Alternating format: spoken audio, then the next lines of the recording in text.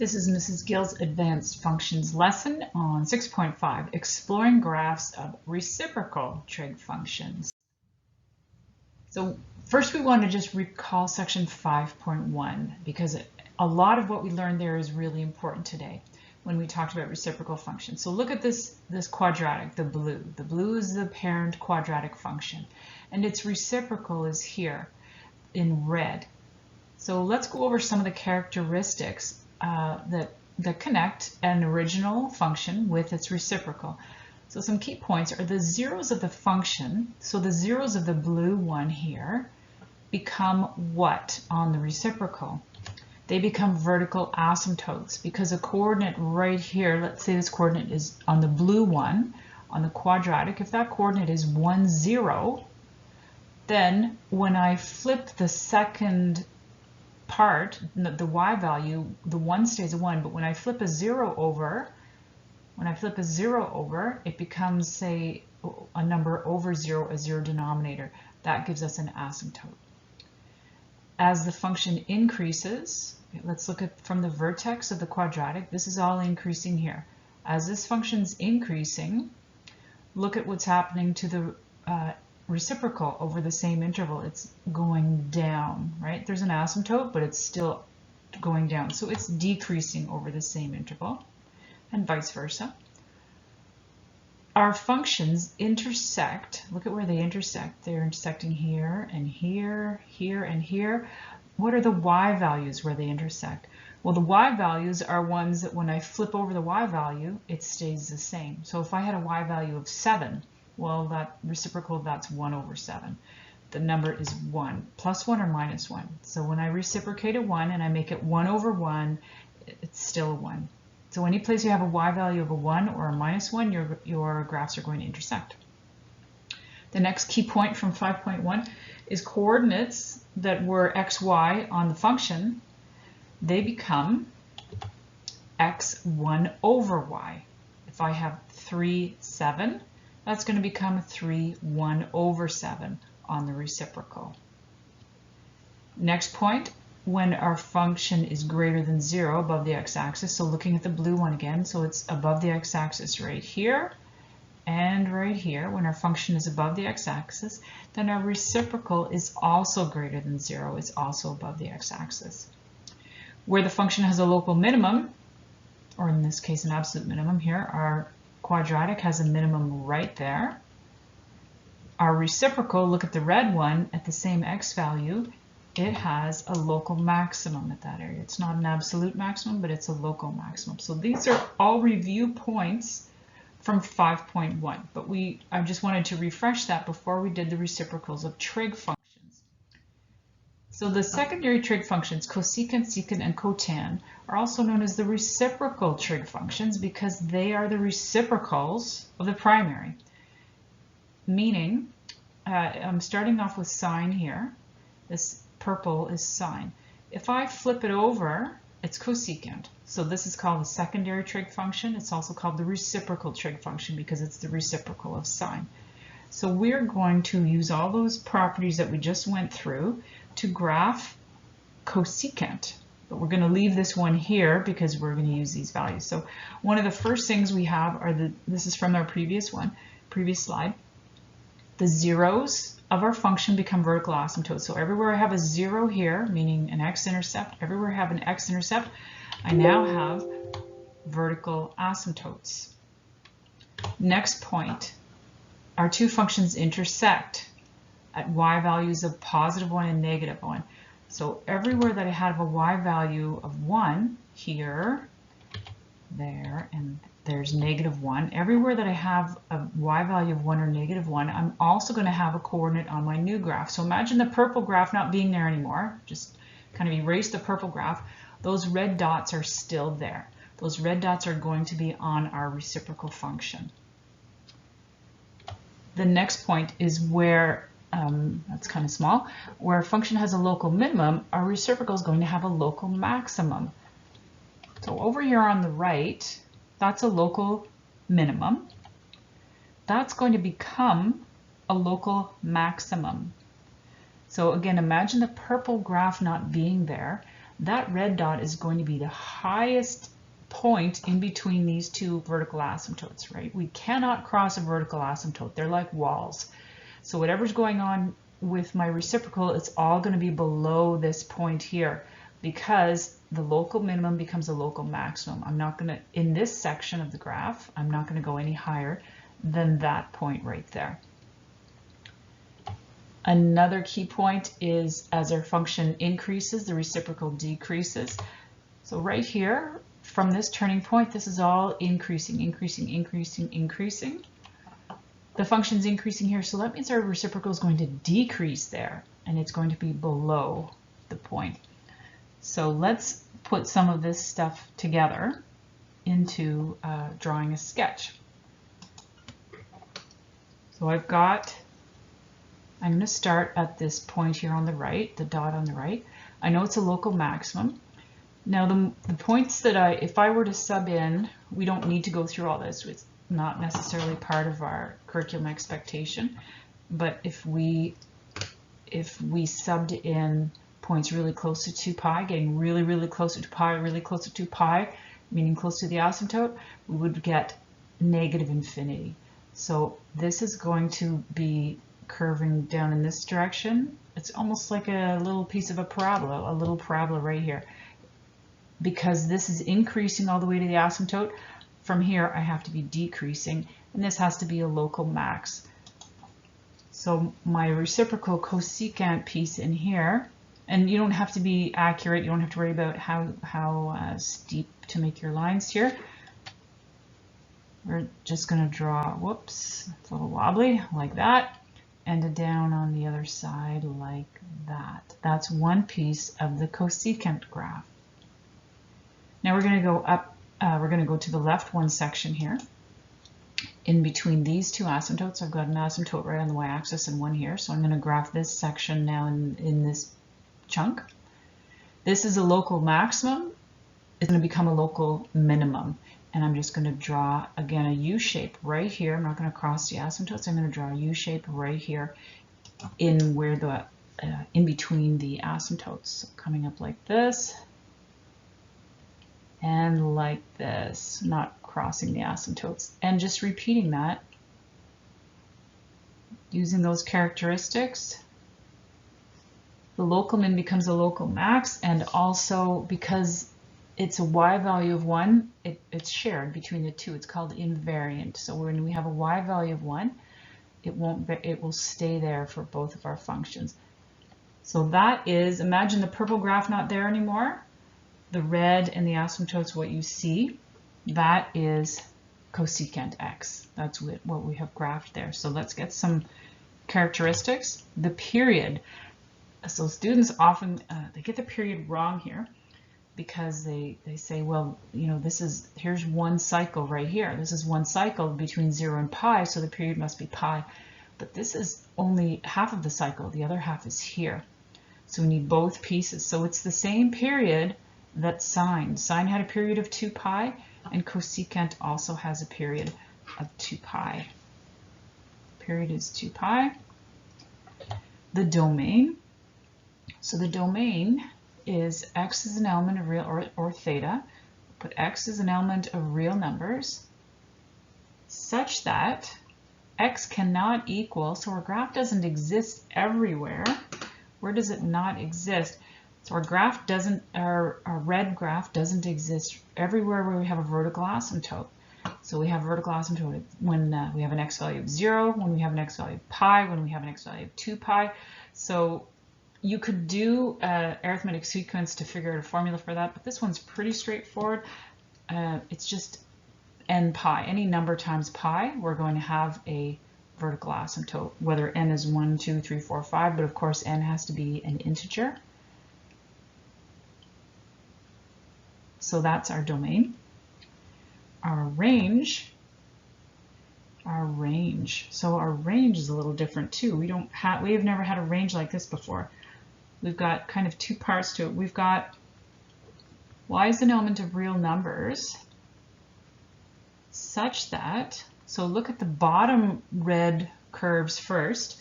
Those are all y values less than or equal to -1. That's the bottom little curves. The top ones, so comma, are completely separate. They're all y values greater than or equal to positive 1. Sometimes you will see that written with absolute value, which maybe for us is a little more confusing than the way I wrote it above, but you can use absolute value too. You would write the absolute value of y is greater than or equal to 1. So you might see that in your textbook examples as well. So that's the cosecant graph with its asymptotes. Let's try cos. Now I'm going to go a little faster here because we've already gone through the characteristics. First of all, the zeros become vertical asymptotes.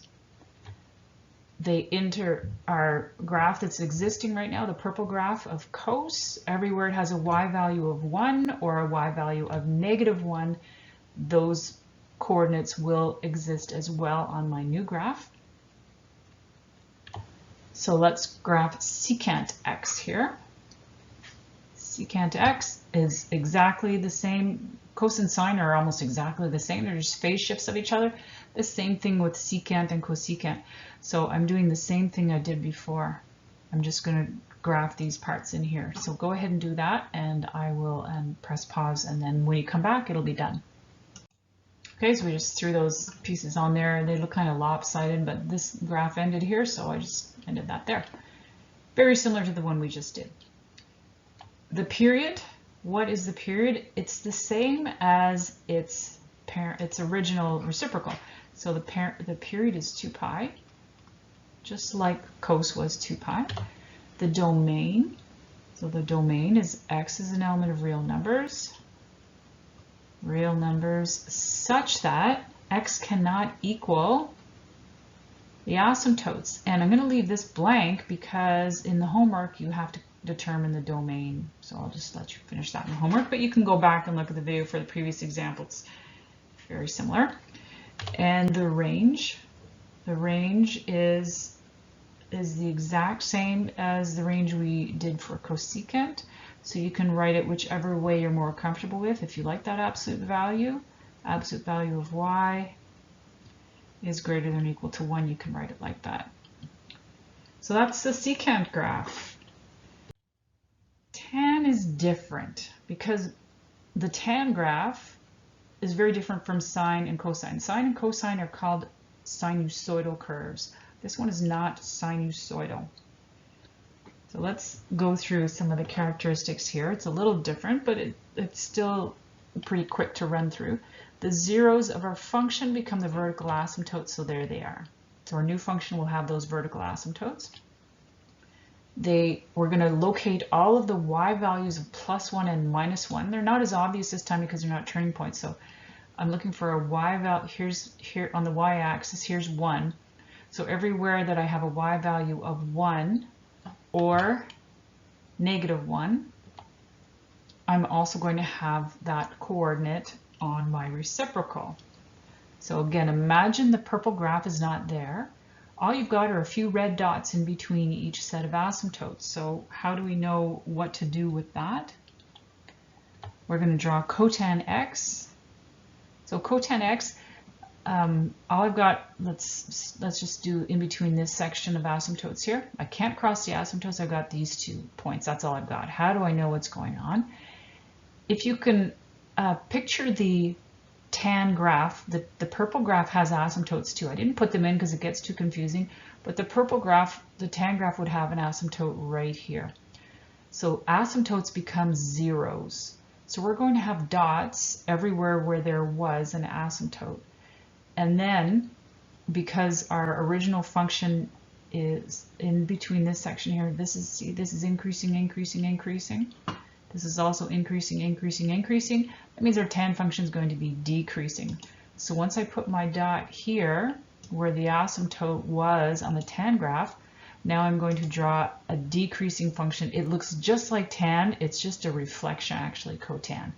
So you're going to try and draw little kind of waves like this, sections of waves, almost like little cubics in there. So there's one section. and you're just going to repeat it and put it in between each of the asymptotes. It's a repeating pattern. It's just going to keep looking like that. So there we have cotan graph. Imagine again that the purple graph isn't there anymore, and what you have left remaining is the cotan waves. The period is the same as tangent. The period of this one is pi. The domain, again, we start with x as an element of real numbers, but that's all I'm going to write because, again, that's another question in your homework. So x is an element of real numbers such that x cannot equal everywhere there's an asymptote. So you're going to come up with a way of defining everywhere that there's an asymptote. You can look and see where they are, right? They're at 0 and at pi and at 2 pi. So you're not going to have your domain, your x values won't exist there. Range, what do you think about the range? This one's different than cosecant and secant. The range, we always start off like this. Y is an element of real numbers meaning all decimals, all fractions, positives, negatives, everything. Is there any value of the range, y values, that it doesn't exist? Do these graphs stop somewhere at the top or at the bottom? No. So our range is just y is an element of real numbers. So there's our cotan graph.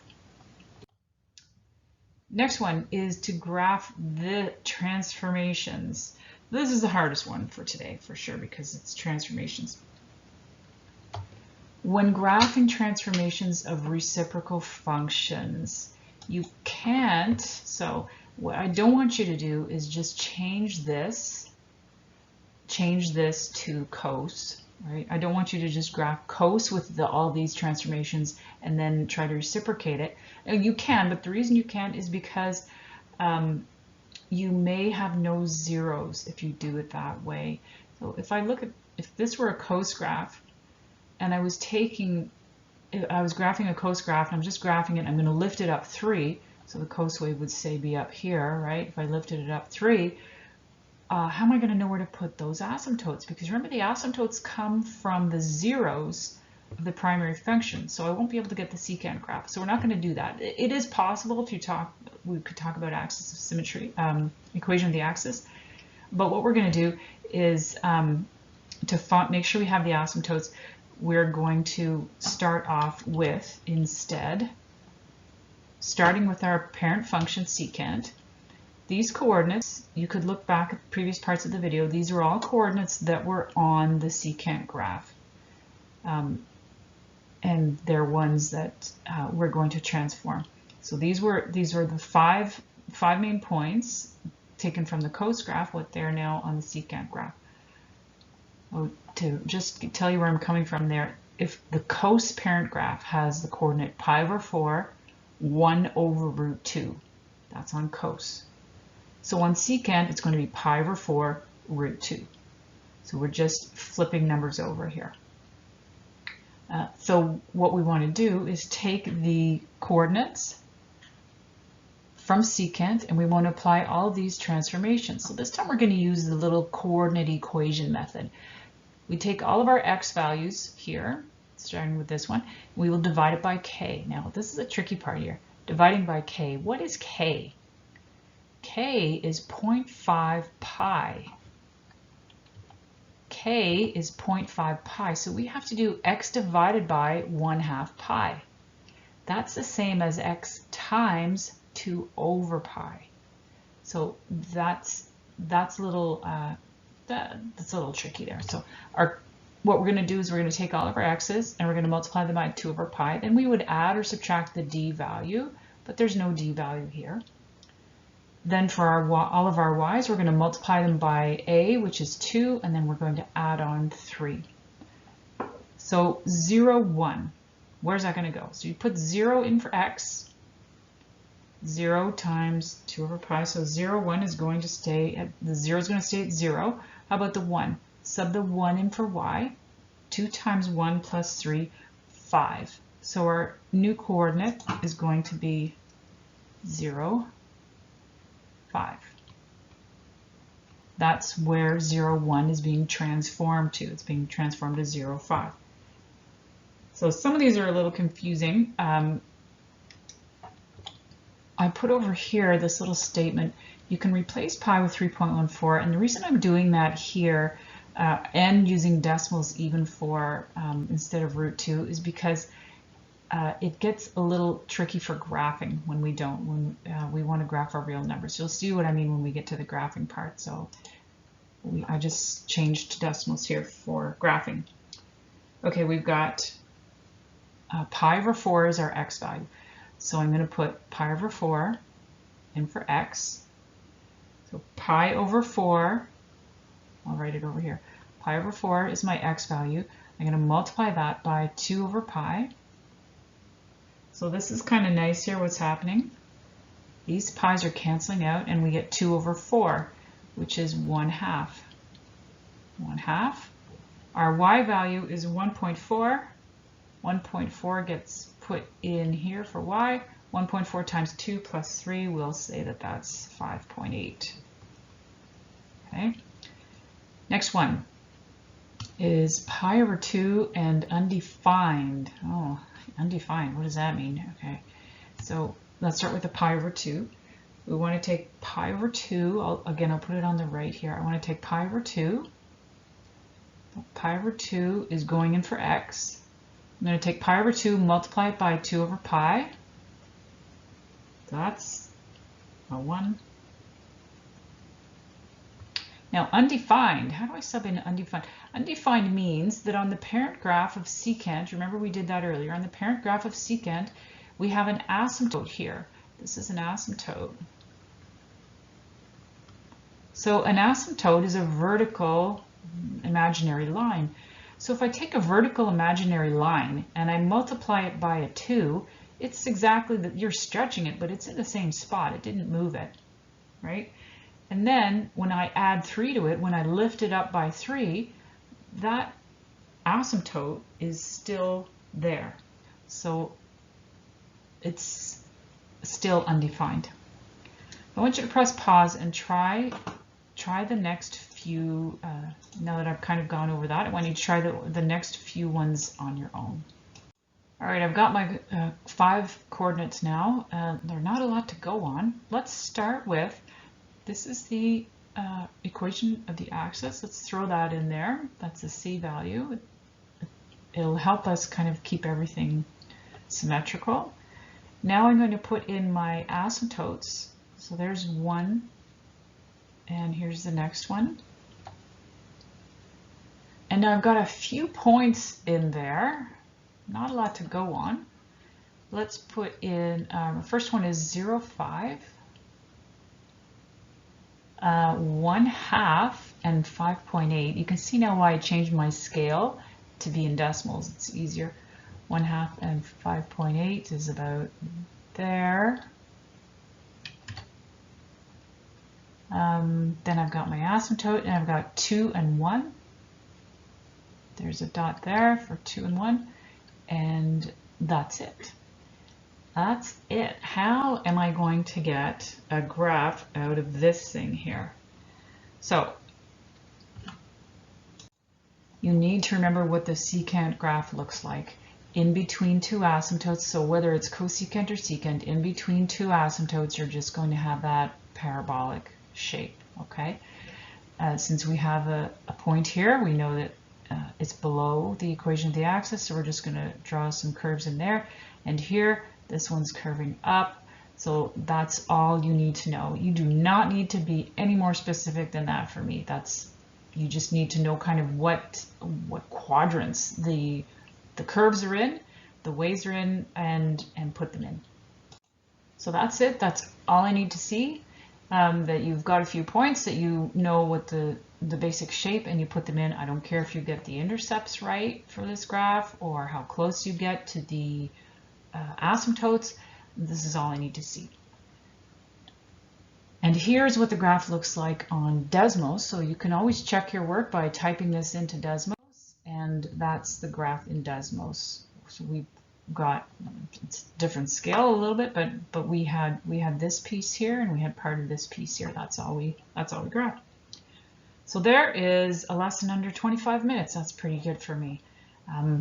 practice your graphing, just get the general characteristics, get the asymptotes, get the points that are the same, like the 1s and the -1 y values, and then you're good to go.